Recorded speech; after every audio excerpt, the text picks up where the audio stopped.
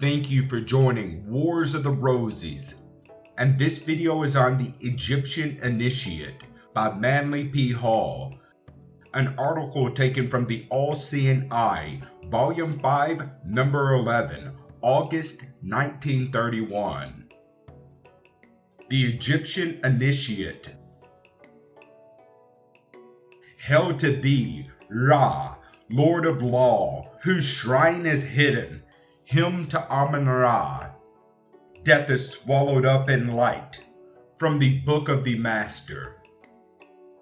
Distinguished Masonic historians and scholars such as George Oliver, Albert Mackey, Robert Freak Gould, and Albert Pike are of a single purpose in their efforts to establish a definite correspondence between the Hiramic legend of Blue Lodge Masonry and the Osiris myth as expounded in the initiatory rites of the Egyptians. In Morals and Dogma of the Scottish Rite, Albert Pike sums up briefly the writings of Plutarch on the allegories of the Osirian cult and even calls attention to the probability that the virgin weeping over the broken column is Isis, the mother of mysteries, lamenting the death of her husband and brother, whose body was hidden in the great pillar in the palace of the king of Byblos, vindicated from any taint of heresy by such illustrious precedent.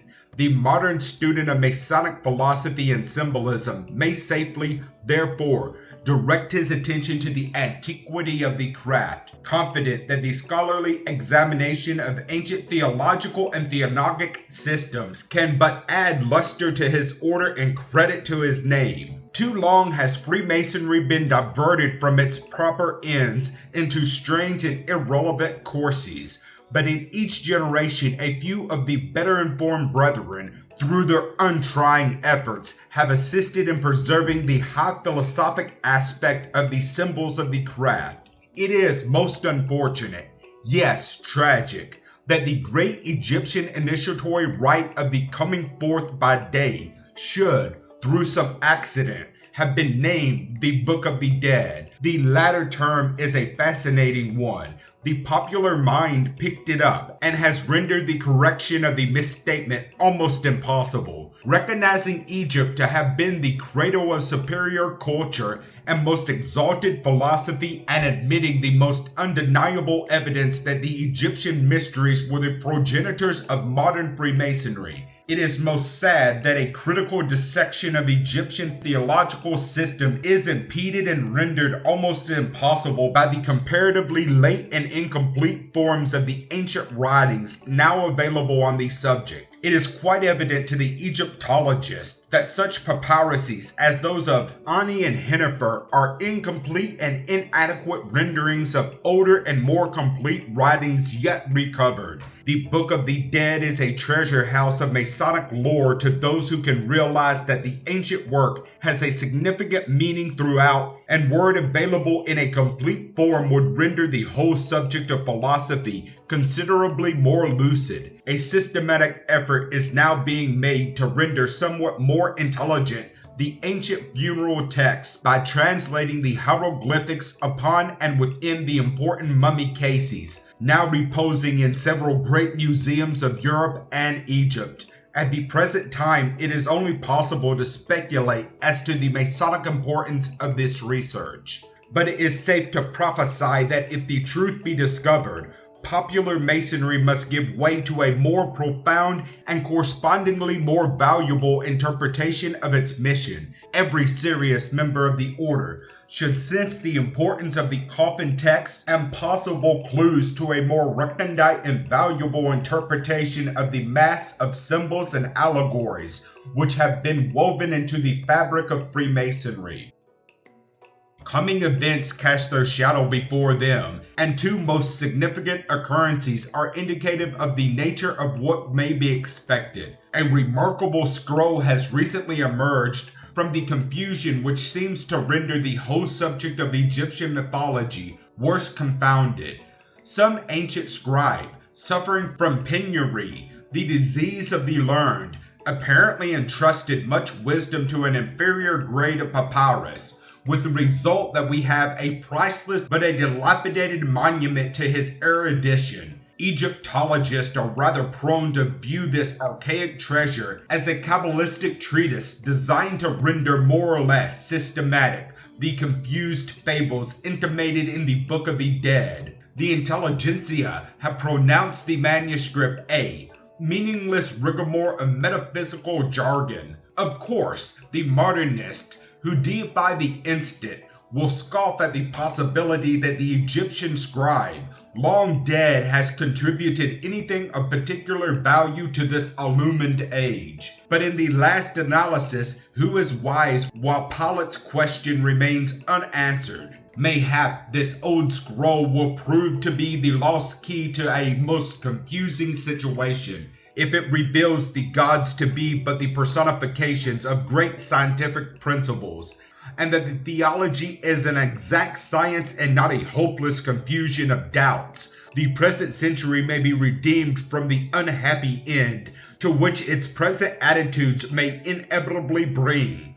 The Egyptians were far in advance of their time. Long before the Christian era, the Egyptian priest had traced the circulation of the blood, composed books on anatomy and physics, had developed glass-blowing, licensed dentist and occultist, and if the Ebers Papyrus be authority, brewed excellent beer. It was in the dark land of Kim that many sciences had their beginnings, as did also several noble schools of philosophy and ethics. During the glory of the empire, the priests served the heavenly fire, not only using it in the mysteries of alchemy, but as an abstract symbol of the supreme God. A philosopher writing nearly 400 years ago made a suggestion which modern archaeologists might well reflect upon. He said, "We should remember that dark and apparently worthless earth, which is beneath our feet, also yields the precious jewels and metals from which we fasten our most glorious adornments. Shall the archaeologist seek fragments alone, or, wedding science to philosophy, sift the dust of ages for intellectual treasures far more precious than the chips of ancient empire?" The second discovery is of direct and most intense Masonic interest.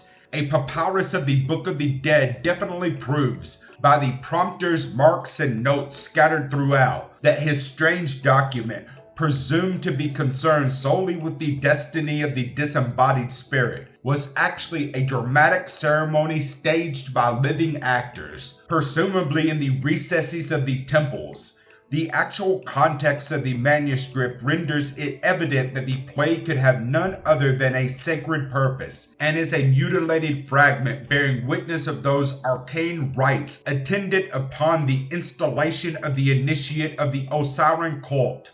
While this has long been suspected by the more profound Masonic scholars, the proof has previously been lacking and will be welcomed as one of the links of the seemingly endless chain. But the question may well be asked, what does all this mean to the average Freemason whose acquaintance with Egyptology is hopelessly superficial? And what may he glean from the ancient symbols which will enable him to sense more profoundly and apply more diligently the verities of his order? If the identity of the Osiris and Homeric myths be accepted, then the Book of the Dead is the open sesame of symbolic masonry, revealing a hidden beauty beneath the rituals, an unsuspected splendor in the symbols, and a divine purpose actuating the whole of Masonic procedure. The symbols of the craft have been superficially interpreted for centuries, but even Albert Pike confessed that as far as his research had permitted him to penetrate, the actual meaning of the curious figures had been hopelessly, and he even feared irretrievably, lost. For lack of adequate meaning, the whole mass of allegories lose the name of action and no longer impel the neophyte to the accomplishment of a nobler state. The Egyptian mystery ritual was concerned with the accomplishment of the curious and wonderful circumstance, which was termed the coming forth by day. The understanding of this ceremony and the principle for which it stood is indispensable to the attainment of wisdom. The second birth appears in the arcana of nearly all great religions, and the achievement of conscious immortality was regarded as one of the chief goods which resulted from perfection. Who were the ancient hierophants of whom it was said, "Death had forgotten them"? Who were the royal priests who were born from age to age without dying? Yes, even Melchizedek. For it was said of the Prince of Salem that he was his own father and his own mother.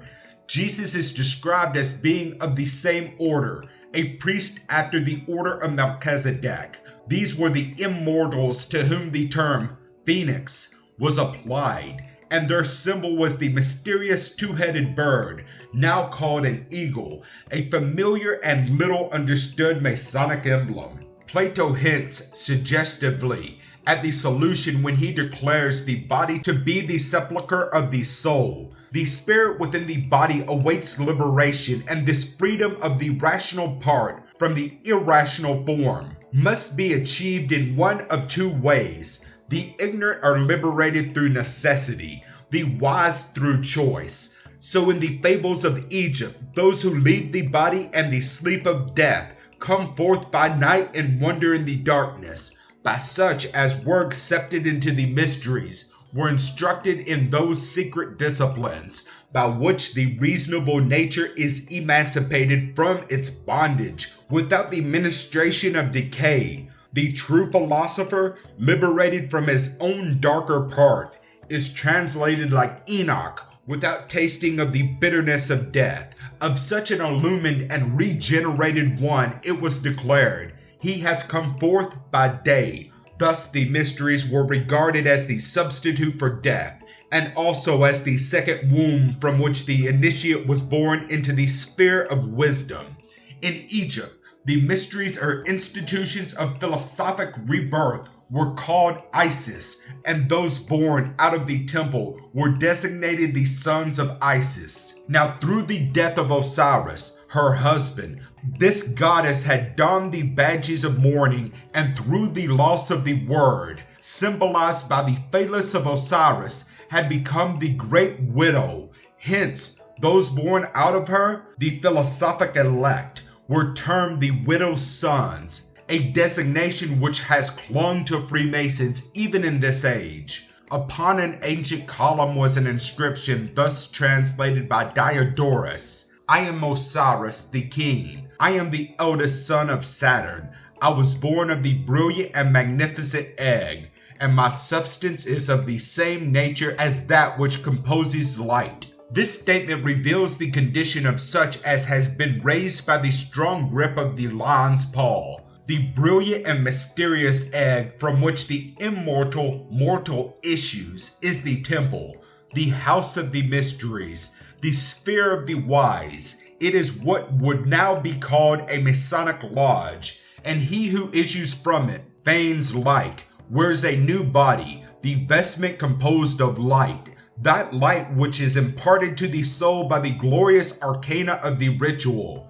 It is, therefore, said of the candidate that he descends into the darkness of the tomb, and after having wandered in the grey halls of Hades, is reborn and received as one risen from the grave. The instruments and adornments with which he is invested bear witness to his achievement, and he is regarded as more than an ordinary mortal. He is of a race apart, and though not actually worthy of worship, is still entitled to definite veneration. This high etherical order, this noble and sacred mystery, this is Freemasonry. Anything less is not Freemasonry, and but clouds the great purpose for which the order was devised in the infancy of mankind. Thus, from the crude fragments left to us of ancient Egyptian manuscripts and their commentaries, we receive a great inspiration, an ennobling realization of our one purpose. We are promised that if we serve faithfully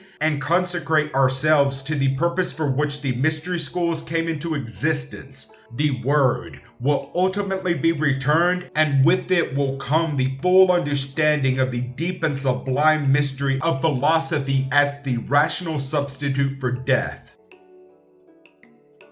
Thank you for watching, and please don't forget to share, like, subscribe, and comment. And if you can, please consider donating to Wars of the Rosies. Links to PayPal and Patreon are in the description.